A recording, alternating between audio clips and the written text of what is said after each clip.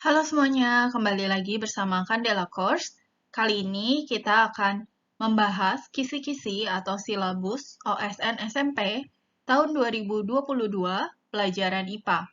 Di sini kita akan membahas kompetensi apa aja yang harus kalian kuasai, materi apa aja yang kalian harus pelajari. Oke, langsung aja ya. Yang pertama, kalian harus menerapkan besaran, satuan, dan konsep, serta prinsip pengukuran untuk menganalisis data dan gejala fisis yang sedang dipelajari. Materinya adalah besaran, satuan, dan pengukuran. Yang termasuk di dalamnya adalah besaran pokok dan besaran turunan, satuan pokok dan satuan turunan, sistem satuan, standar satuan, konversi satuan, alat ukur dasar, seperti mistar, jangka sorong, mikrometer, neraca, stopwatch, ampermeter, dan voltmeter, ketidakpastian hasil pengukuran, mengukur pertumbuhan dan variabel fisiologis, kemudian kompetensi yang lainnya yang harus kalian kuasai adalah menganalisis sifat termal dan kimiawi bahan, serta pengaruh kalor terhadap bahan.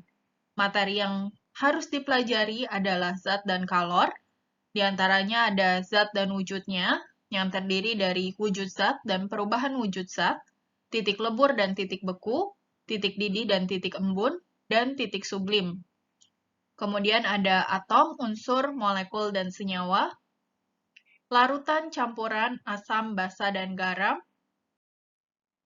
zat aditif dan adiktif atau psikotropika. Kalau aditif itu tambahan, kalau adiktif berarti yang menyebabkan ketergantungan ya.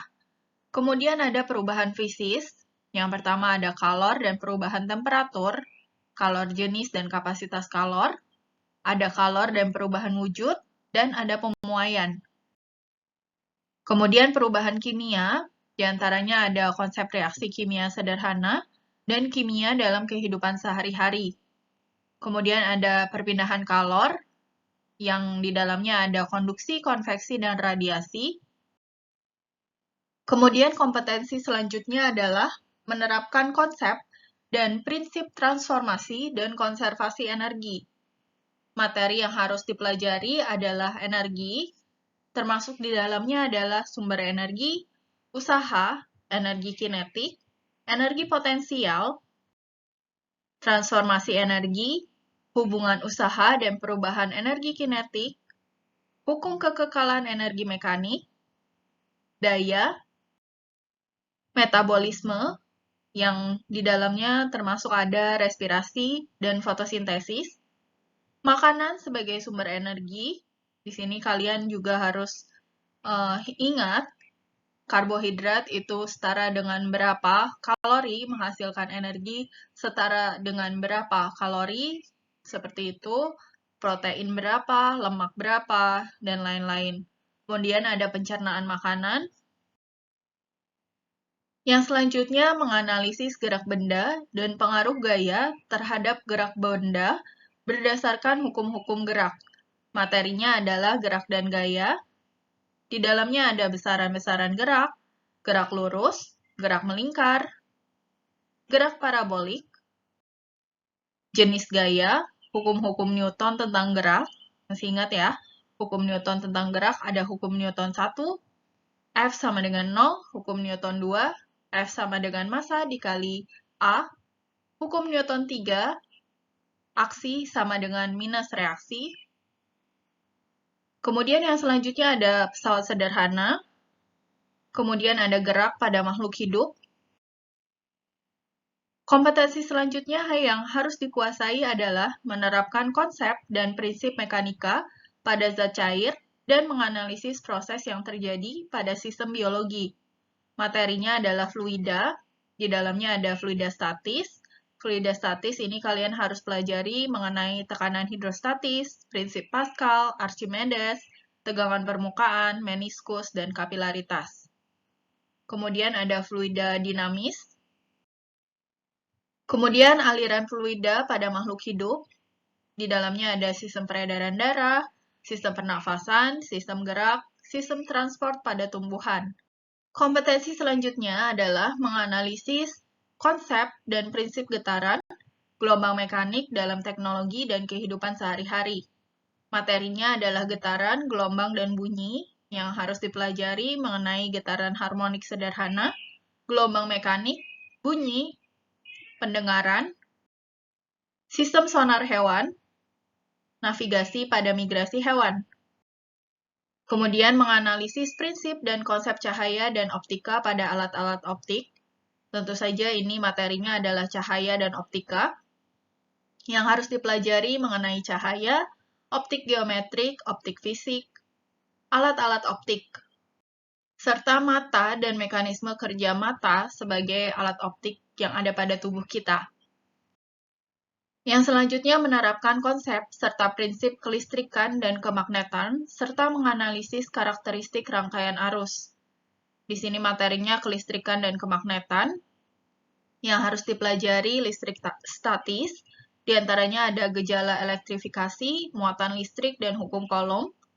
Kemudian konduktor, isolator, dan semikonduktor. Kemudian arus dan hambatan listrik. Rangkaian arus searah, hukum Kirchhoff, energi dan daya listrik, magnet dan sifat-sifatnya, medan magnet di sekitar pengantar berarus listrik, gaya magnet pada muatan yang bergerak dalam medan magnet, gaya magnet pada penghantar berarus yang berada dalam medan magnet, GGL induksi, transformator, hantaran arus listrik pada sistem saraf. Yang selanjutnya menganalisis sistem tata surya dengan menerapkan hukum-hukum gerak dan menganalisis struktur bumi dan fenomena fisis yang terjadi padanya. Materinya adalah ilmu pengetahuan bumi dan antariksa.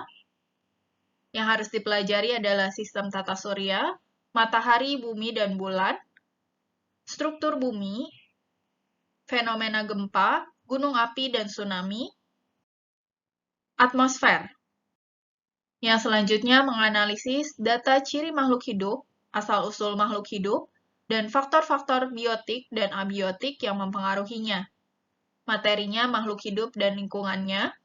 Yang harus dipelajari adalah asal-usul makhluk hidup, ciri-ciri makhluk hidup, perbedaan makhluk hidup dan benda mati, pengukuran faktor abiotik dan biotik, interaksi faktor abiotik dengan abiotik, faktor biotik dengan abiotik, dan faktor biotik dengan biotik. Yang selanjutnya menerapkan konsep dan prinsip pengelompokan makhluk hidup untuk memahami konsep evolusi, keanekaragaman makhluk hidup, dan pelestariannya. Materinya adalah keanekaragaman dan pengelompokan makhluk hidup. Yang harus kalian pelajari adalah dasar-dasar klasifikasi, keanekaragaman tingkat gen, spesies, ekosistem, 8 dunia makhluk hidup atau regnum, penyebab terjadinya keanekaragaman makhluk hidup, evolusi, usaha-usaha dan pentingnya pelestarian. Yang selanjutnya menganalisis struktur dan fungsi sel, peranan sel, dan organisasi kehidupan. Materinya adalah organisasi kehidupan, yang harus dipelajari struktur atau bagian utama dan fungsi organel dan fungsi sel, transportasi pada sel, di dalamnya ada difusi dan osmosis ya. Kemudian perbedaan sel tumbuhan dan sel hewan, eukariota, serta sel bakteri atau prokariota. Konsep tingkatan organisasi kehidupan, sel, jaringan, organ, sistem organ, dan individu. Yang selanjutnya menganalisis dinamika ekosistem, permasalahan lingkungan, dan usaha-usaha konservasi lingkungan berdasarkan konsep dan prinsip ekologi. Materinya ekologi yang harus dipelajari, konsep spesies, populasi, komunitas, ekosistem, dan biosfer, peran dan saling ketergantungan organisme dalam ekosistem, faktor-faktor yang mempengaruhi kelangsungan makhluk hidup, siklus biogeokimia, peranan organisme tanah, pengukuran kesuburan tanah, habitat dan adaptasi makhluk hidup, konsep seleksi alam, konsep pencemaran lingkungan dan usaha-usaha penanggulangannya, dampak kegiatan industri terhadap lingkungan atmosfer, hubungan kepadatan manusia terhadap kebutuhan air bersih, udara bersih, pangan, lahan, pengaruh kepadatan populasi manusia terhadap kerusakan lingkungan, pemanasan global dan dampak bagi ekosistem, pentingnya tanah dan organisme yang hidup di tanah untuk berkelanjutan kehidupan, konservasi lingkungan, yang selanjutnya menganalisis struktur dan fungsi sel, jaringan, dan organ pada tumbuhan, dan penyakit pada tumbuhan. Materinya struktur dan fungsi tumbuhan, yang harus dipelajari adalah sel, jaringan, dan organ pada tumbuhan, struktur serta fungsi organ tubuh tumbuhan, pemanfaatan prinsip tekanan pada transportasi tumbuhan, jenis hama dan penyakit yang umum menyerang tumbuhan, kemudian menganalisis bagian, fungsi, dan proses-proses metabolisme pada sistem organ, keterkaitan fungsi antara beberapa sistem organ, kelainan, dan penyakit. Materinya adalah sistem-sistem pada manusia dan hewan, ada sistem pencernaan, sistem ekskresi, sistem pernafasan, sistem peredaran darah, sistem saraf dan indera, sistem gerak, sistem imun, sistem reproduksi, keterkaitan antar sistem organ dan homeostasis, kelainan dan penyakit pada sistem organ. Kemudian menganalisis data proses pada pewarisan sifat. Materinya mengenai pewarisan sifat, yang harus dipelajari konsep materi genetik, DNA, gen, dan kromosom, kemudian konsep resesif, dominan, dan intermediate, prinsip dasar persilangan menurut hukum Mendel, penyakit genetik, penerapan pewarisan sifat pada pemulihan makhluk hidup, kemudian menguasai konsep, prinsip, dan perkembangan bioteknologi dan perannya dalam kehidupan manusia. Materinya mengenai bioteknologi, yang harus dipelajari adalah konsep bioteknologi dan cabang-cabang ilmu biologi yang berperan di dalamnya, produk bioteknologi konvensional dan modern yang ramah lingkungan, manfaat dan dampak bioteknologi, GMO, aplikasi teknologi reproduksi, diantaranya ada bayi tabung, seperti itu ya, kemudian aplikasi bioteknologi pada sektor pangan,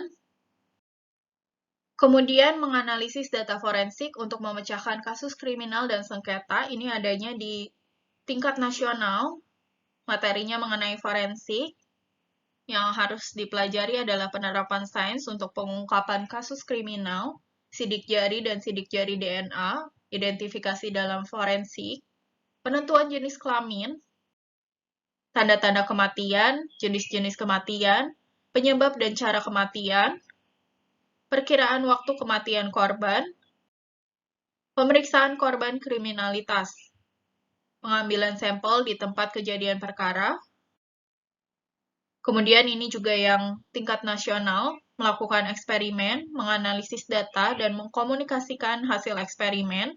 Kalian harus buat eksperimen dengan merancang percobaan, menggunakan alat ukur sederhana, merangkai alat percobaan, melakukan observasi, mengumpulkan data, mengolah datanya, menginterpretasikan datanya, kemudian menarik kesimpulan, lalu memahami dan menerapkan keselamatan dan kesehatan kerja. Oke, materinya cukup banyak ya, jadi kalian belajar dari sekarang ya. Terima kasih sudah menyaksikan video ini. Jangan lupa like, share, komen, dan subscribe. Thank you for watching, and semangat!